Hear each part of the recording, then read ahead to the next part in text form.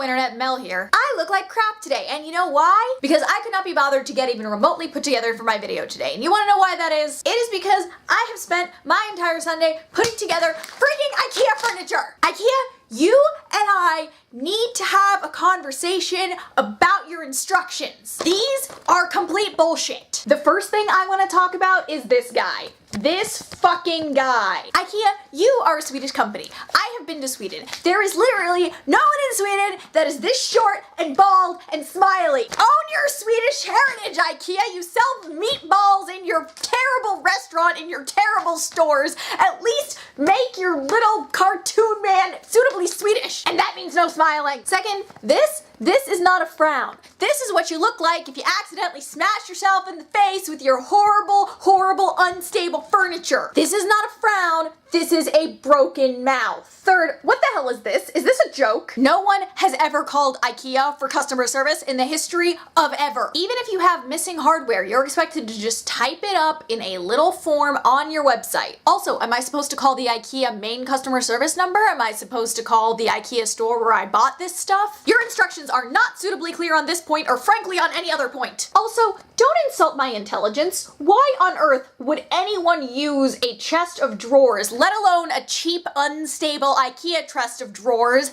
as a stepladder? It's bad enough that you're selling me terrible, terrible furniture. Don't insult my intelligence while you're at it! Now, let's go to these pieces. I appreciate the fact that considering how often IKEA seems to be missing screws, you actually bother to tell us what it is we're supposed to have in here. But this is not that helpful. For instance, any reasonable person would think this is a small screw. It certainly looks like one. But no, it turns out that's not a screw. It's one of these plastic bullshits. First of all, I fail to see how this thing will provide any stability to the set of drawers that I'm building. But second, how am I supposed to know from the picture that this is what you're talking about? Would it really be so difficult to write somewhere below the pictures at least what it's made out of, like plastic or metal? And don't tell me that because you're a Swedish company, you're not gonna write your instructions in English. I have been to Sweden. Those people speak English better than most Americans do. Also, 1X? Yeah, I know there's only one bag of nails. The question is, how many nails are in that bag that I'm supposed to have? Do you expect me to sit here and count the nails in the picture, which I don't think are accurate? Tell me how many nails I need. Does it really save you so much money that you can't afford the ink to write 27?